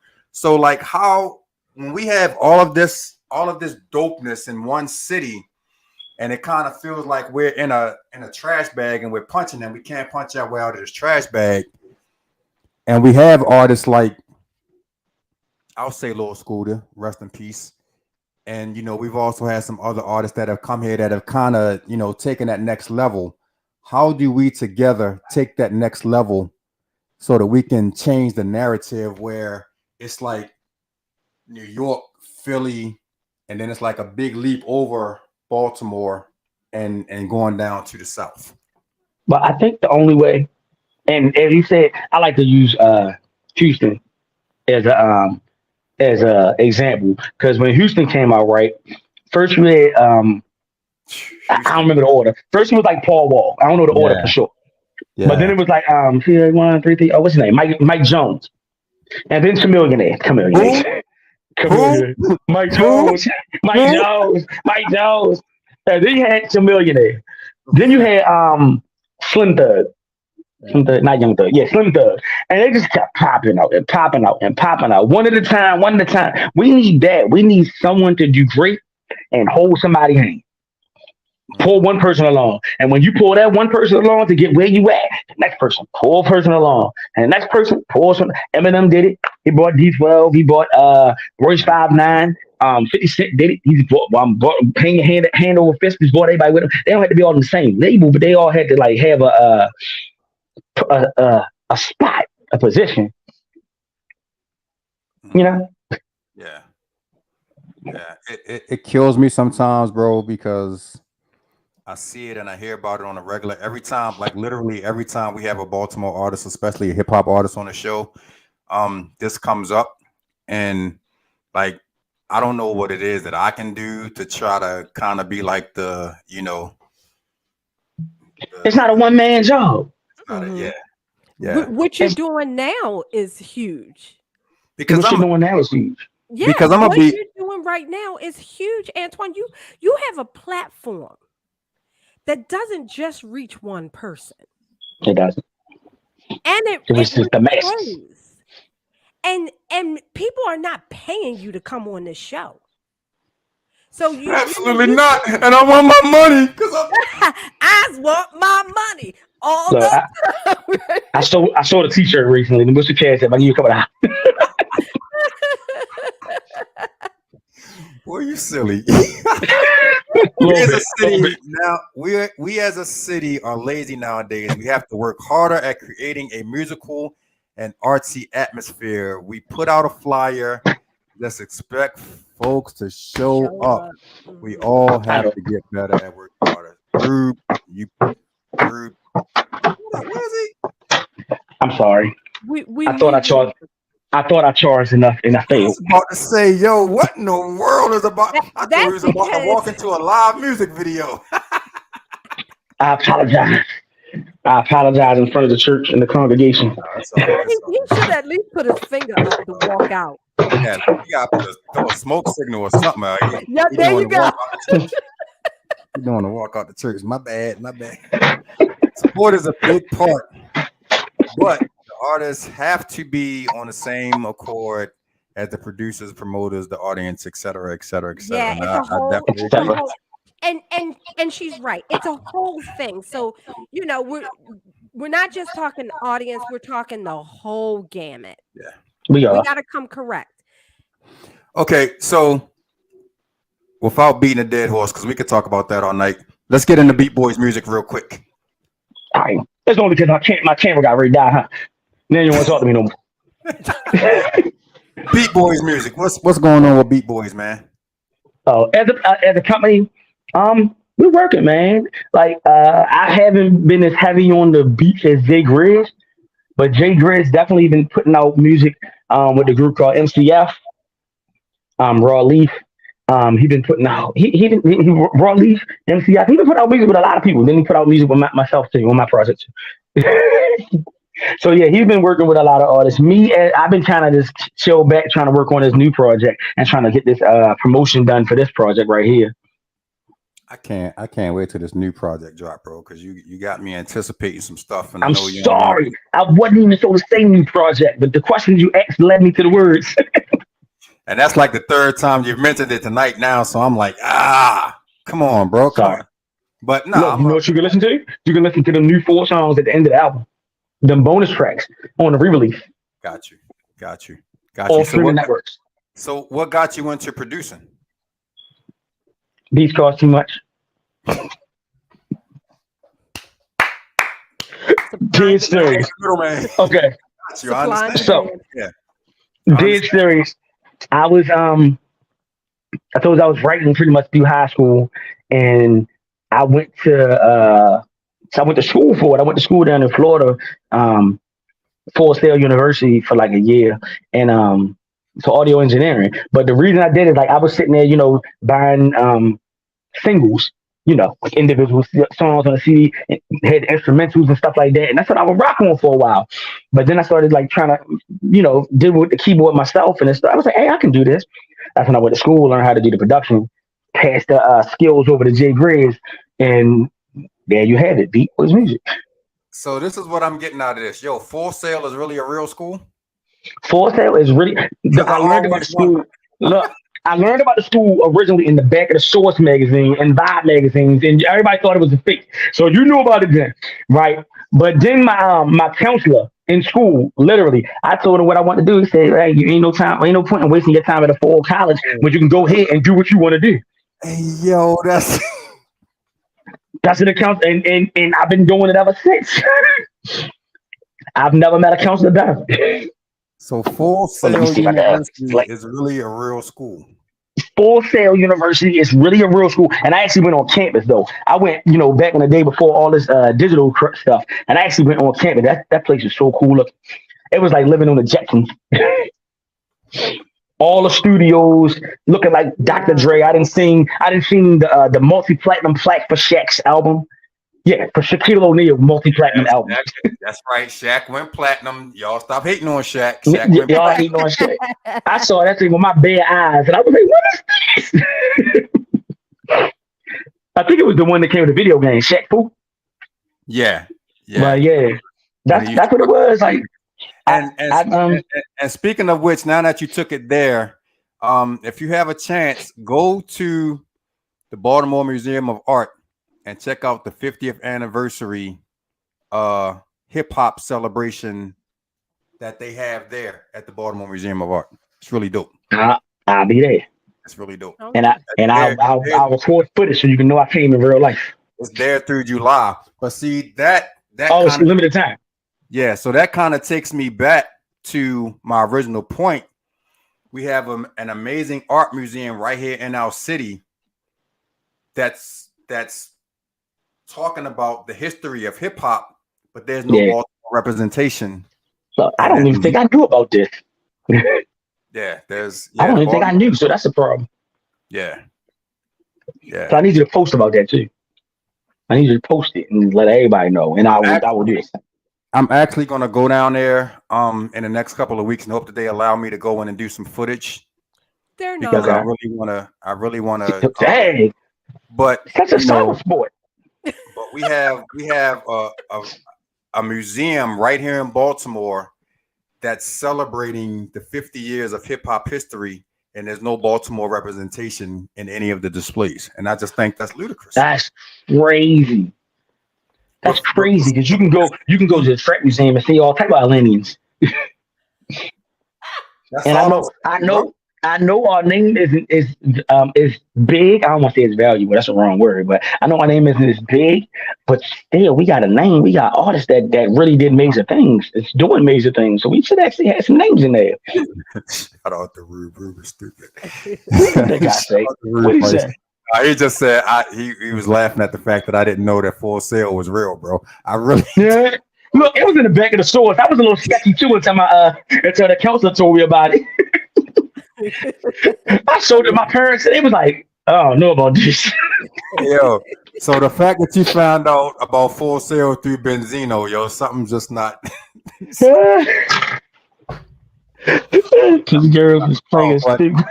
But I really feel like because I've heard so many stories about the history of Baltimore hip hop. And again, I got to give a shout out to Wombat, man, because he and I did a show called True School Flavor together for about a year and a half. And he really put me on to a lot of history in this city that I didn't know, including the fact that people pulled up and was ready to battle Wu-Tang Clan on the side of the club in an alley and so on and so forth. What? For us to have our own museum here and we celebrate the 50 years of hip hop and there be no Baltimore representation, like I really have a problem with that. Like we got a kick in the door with like flyers and pictures of us and CD covers and this stuff. We got a kick in the door. When you want to pull up? Yeah, pull up. When you want to pull up? I ain't got nothing to do after the show. When you want to pull up? Never mind. They closed. Never mind. They closed now. Never mind.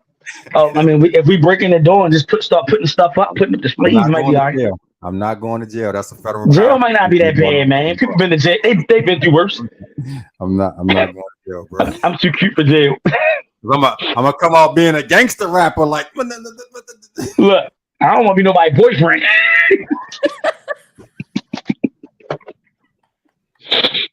Put me in a girl jail. Boy, you silly. Hey, bro, let's get into No, I this. don't think I want that either. My husband said they're worse. Well, I would be the only one, but Females are worse. never mind. I believe it. Is he crying? Let's get into this. Bryan, stop, yo. Bryan, stop. Bryan, stop. You invited me. You called me here. You're right. You're right. You never gave him rules. You never gave him boundaries. I never gave him Got one rule. He on time, and he was definitely on time. Right. Yo, I want to get into silly, yo. Stop, yo. I want to get into this acapellas and acoustic segment that you blessed me with, man. And then when we come back, we're gonna go ahead and close out because I got a lot more stuff that I could talk to you about, but it would keep us here for like another hour and a half. And I mean, we can even do it now. We can do it in the car. Just because your wife is going to do her show don't mean you got time. I understand you put the kids to bed and all that, but nah, we're not doing that. But, you understand? Nah, I got time. But I wanted to make sure, man. When I came up with this idea of doing this acapellas and acoustic segment, I wanted to make sure that I had a lot of my favorite artists from the city. And there's still a few that I need to get, but I definitely wanted to make sure that I got you. And I wanted to make sure that we played this tonight, man, because you actually came through and killed your segment. So without further thank you. Go ahead and rock that out real quick. All right. Her name is nice shirt. On the screen right now. So without further ado, turn it over to my man. Go ahead, bro. The stage is yours. All right. I'm gonna give you a couple bars off of the album. A song called Friends. Do you really trust your friends? They could be enemies within. They could be toxic, be wishy-washy. Sometimes water's thicker than kin. Sometimes love's quick to pretend. At one time, love was just in. Didn't depend on what was your ends. And with real friends, it wasn't an end. You wasn't taught that. Your father says, please try to contact. I'll call, but never got a call back. You never talk back, so I'm off that. Okay, squash that. Too busy trying to hang with the thug cat, but you wasn't that. I don't judge that. As soon as I found some success, you're like, us that. Go find glory. I find it for me. Time is shorter. You define your story. Your truth was told, but what lies were fully. You fooled me twice, but this time it's on me. I find it funny. It took me so long to finally realize that I am for me. I don't need no conniving phonies. I be lonely, but I got me some friends. How many of us have them? The ones you can depend on. Yeah, I feel that. I feel like you need. I feel like I need one more from you, though, bro. You want me to do something different? Yeah, something different. Like, come on now. Like, this is the rapper's motion. Yeah, exactly. We'll do another one. Living in that 21st century, doing something mean to it.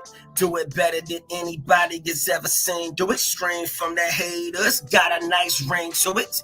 I guess that every superhero needs his theme music. And this is mine, coldest flow, wintertime, golden bars, digging mine, front flex for mine, get it mine.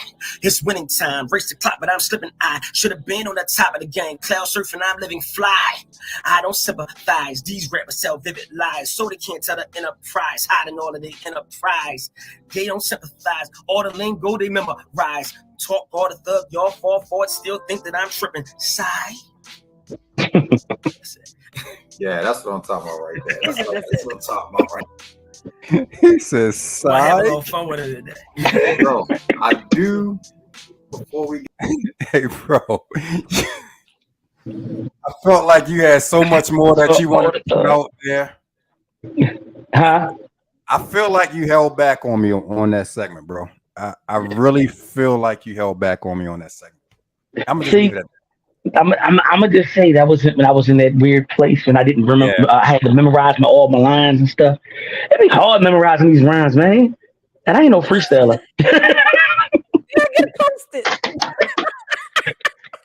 Look, if I'm not the most honest person that you ever put in front of the camera, that's the because I thought all of that was freestyle. You thought it was no. My freestyle is only good in ciphers. No, that was actually the if you remember right, I dropped 4 what I call sharper than the sword verses, basically over industry, mixtape verses, over industry beats. And I dropped 4 every Friday before the album originally released. Right. So if you go on YouTube, like right underneath Never, maybe it might be another video, but yeah, you'll see these. It's either all red, all blues, just different color videos. And it's like I rocked over. That was Kanye West, Power. I did Kendrick Lamar. Shoot, what's that joint? Don't blow my high. That's what I call it, because he said B don't kill my vibe. You know, I switched it up a little bit, but I did a few joints. A Wu-Tang joint. Yeah, I rocked out some joints on there. Go watch them. So what's up with the Don't Just Be movement? Yeah, I see. That's why I went there. All right. First of all, this shirt is upside down because it's a reminder to self. There's a reminder to self. I see that. You reading? It's upside down. It's a reminder to self, to not just be great. I mean, it's basically BLCC. Be Lyrical Clothing Line, basically, you know, for myself. It was something I was working on, and I'm trying to push it back into the thing. I was doing the hats. This one's kind of black, so you can't really see all the details, but it says, "Don't just be." Mm-hmm. Right, and the goal is just like I'm selling them in the same place. I'll put the tag on there, but in the same place where you got the Beat Boy shirts from. Basically, it's a motivation to not just be still, like be more. So if you think you're doing a good job, it's better. If you got a nice house, it's a bigger one. You know, just like not so much, you know, from monetary value, but I mean, just in life. Like if you think your life is happy, go be happier. Yeah. So it's like, don't just be great. That's the move, and it's from BLCC Clothing Line. You can get it at tpublic.com / I think Bryan Lyrics. I'm sorry, BLCC, not Bryan Lyrics, BLCC. Shout out to Virginia Ball. She says she really enjoyed the show. This is my first That's my dog. Live, so I'm assuming she's one of your people. Thank you. Yes, that's my dog. We definitely appreciate you. Yes, thank you. Thank you. So Bryan, we're at the point now. I almost want to ask you to drop some bars, but I'm gonna spare you tonight, bro.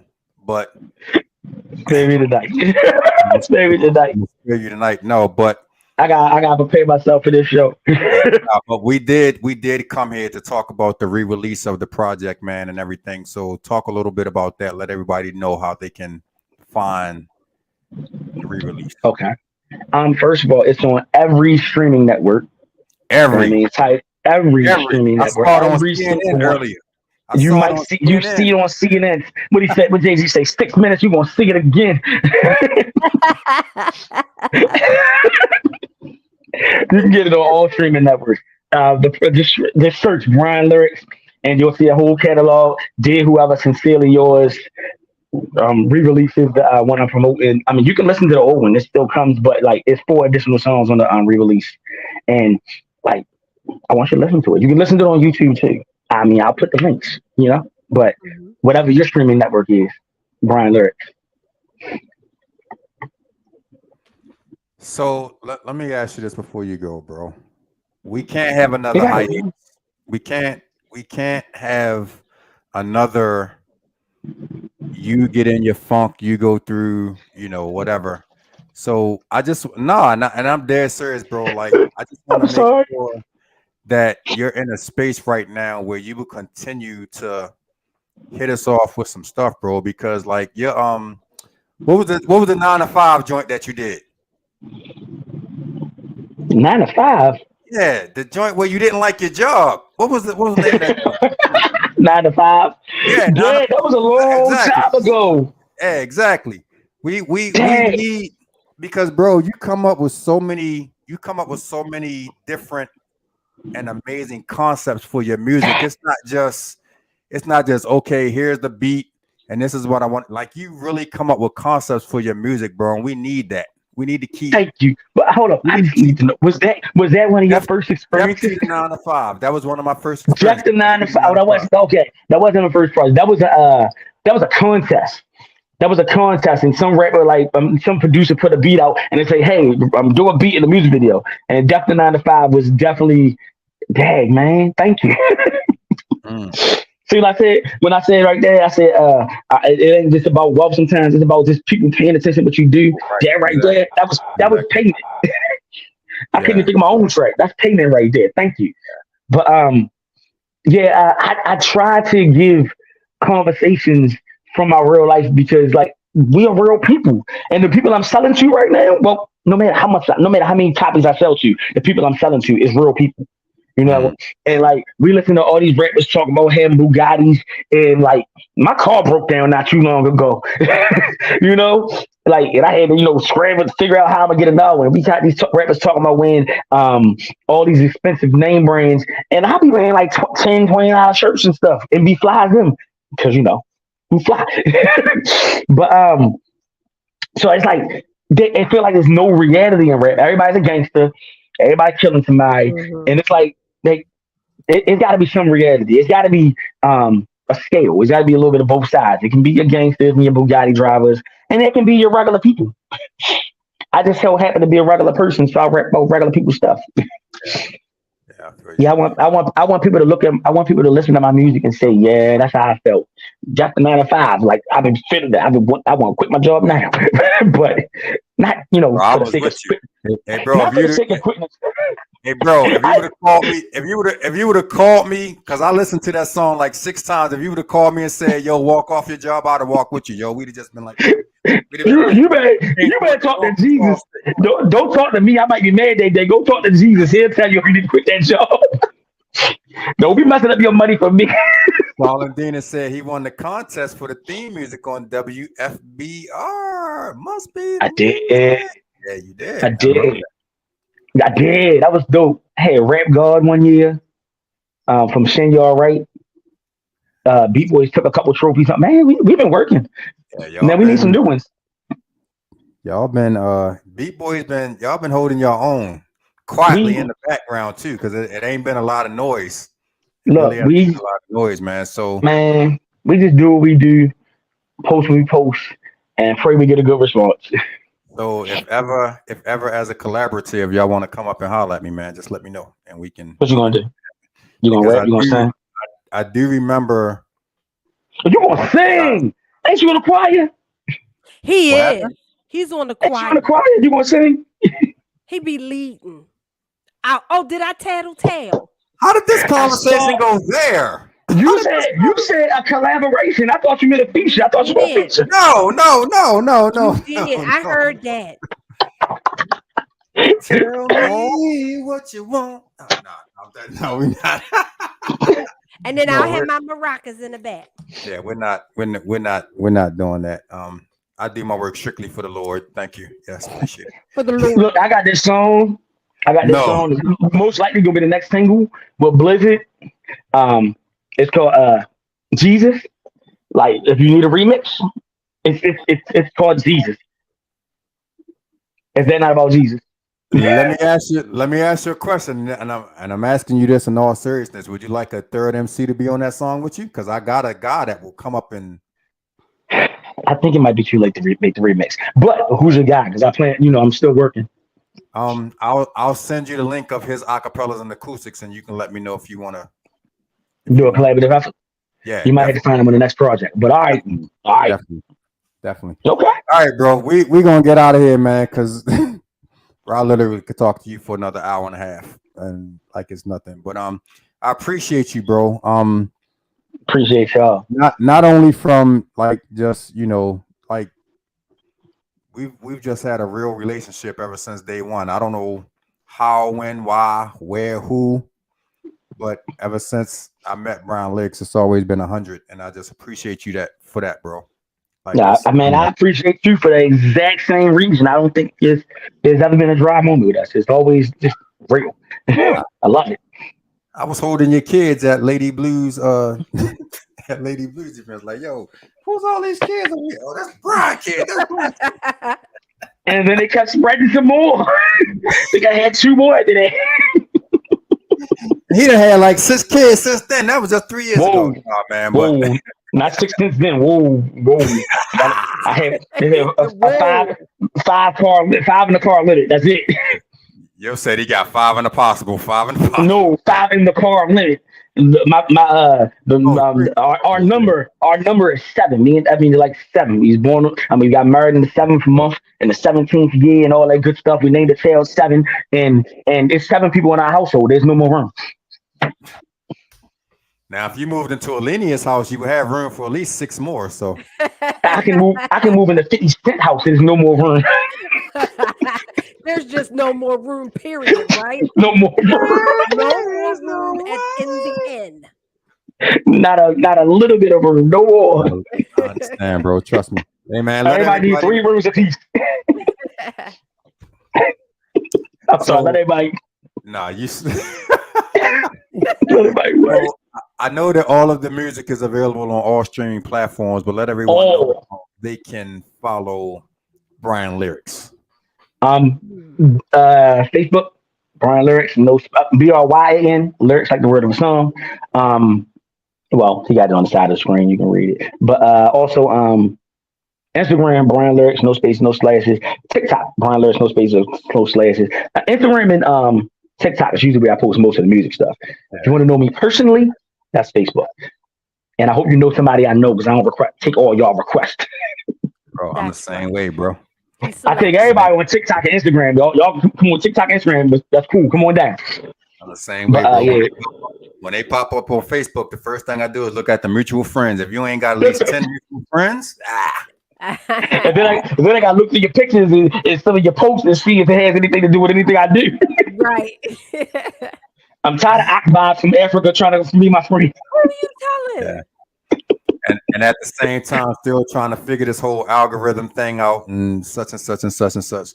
Nah, bro, right. But I appreciate you, man. Hey, bro, thank you for coming through, man, and just being transparent, bro, and just allowing us to get to know a little bit about this little short guy. He's only 5'1". He's only 5'4" and pending, sir. 5'4" and pending. When he's standing next to me, he's only 5'1". So. When I stand next to you, I'm like 2'11". But I thank y'all, man. I thank y'all for making me comfortable. I was a little nervous at first. I was getting nervous in front of cameras. Hey, bro, you're never gonna come up on here and be uncomfortable, bro. That's why. It'll be the camera though. And nah, bro, you're never gonna come up here and be uncomfortable. I appreciate you, bro. And anytime you need me, man, just let me know. And tell them to hurry up and send my T-shirt, bro. I'll get on there. I'm gonna email them right now. Thank y'all. All right, bro. I appreciate y'all. You're welcome. My guy, that's my dude right there. Hey, look, real quick, man. I'm not gonna hold y'all. Do I want to announce this now, or do I want to wait? I'm gonna announce it now. And Alenia, I'm hoping that you are available, but I have an exclusive interview coming up with Scola De Niro. He's an artist from Baltimore, and he's also a member of Drew Hill. Oh. And Drew Hill is about to go on like a really major tour. And so I'm just going to put it out there because I talked to him today. I have an exclusive interview coming up, and I hope that you're available. I'll let you know when I get the specifics about it. But I'm looking forward to that. And next week, we will have my boy, my brother, DJ, the franchise. I got to say the franchise, DJ Jay Claxton. And Jay has a lot to talk about. So next week is going to be a really interesting show. I'm going to make sure that I send you everything that I can in advance. But I'm looking forward to, and I'm going to just give the story before we even get on air next week. Jay and I met in the bathroom, the men's bathroom on the 4th floor at the state office building. And we've been homeboys ever since then. Wow. It's Jay. He's had an amazing ride. I remember him working at the state office building and said, I'm not going to work anymore. I'm just going to do my music thing. And he's been rolling with it ever since. So I'm proud of the ride that he's been on and really looking forward to chopping it up with him. So next week, man, make sure y'all tune in. I'm not sure exactly when the Scola video or when the Scola interview is going to happen. It may be live. It may be pre-recorded. I'm not sure. He's actually on his way to Houston as we speak. So once he touches down, he can check his schedule and all of that. But yeah, man, I appreciate everybody that tuned in tonight. My girl, Darlene Dina, my girl Virginia, Rube Rice, you knucklehead, man. If I don't get you scheduled, I'm telling you, don't make me send a linear to you. I got with my maracas. With the maracas, I got to get you scheduled and up on the show. Thank you, Darlene Dina, for tuning in. I appreciate you always. Love. And that's it, man. I'm not gonna hold y'all too long. All right, Alenia, you got anything you want to share with us before we get out of here? Nothing? I have nothing. Thank you, everyone. I have nothing. Don't make me. Oh, Rube said he hit my inbox. Oh Lord, I'm scared. Hold on, let me put this up there. Y'all see Rube hit my inbox. So if I disappear between now and tomorrow, Rube has to be the first person that y'all tell him I got my maracas. Oh, and hold on. Let me hold up real quick. Let me before we go, because I've been trying to get better at this. I've been trying. So next week we got Jay Claxton, and then on May the 1st we have Paula Campbell. On May the 1st we have Paula Campbell, R&B artist out of Baltimore, now residing, as far as I know, in the ATL. Our next 2 weeks is going to be fire. So if y'all got some questions that y'all want to ask them, get them into me. Hold up. Alenia, I know you saying you don't have stuff going on, but how can we find the other stuff? Y'all know y'all can reach me at Alenia Renee on that every week. On Alenia Renee on YouTube and Alenia_Renee on Instagram. And y'all better hit her, because once she hits Oprah, it's a wrap. Once she gets on Oprah, it's a wrap. So y'all better hit her early. But I appreciate you, sis. Thank you for joining in this week. Oh, you're welcome. I know you're still adjusting, so it is what it is. But congratulations on the new job. Yeah. Tell your husband Walbrook Warriors for life. Will do. Yeah. We will see you guys next week, man. This is Access Granted, the Pod Stream. Your boy, Mr. Antoine. Alenia Renee. The maracas. One more time.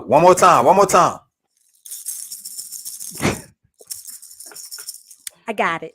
We're out here, man. We'll see you guys next week. All right. See you next week. I love the maracas, though.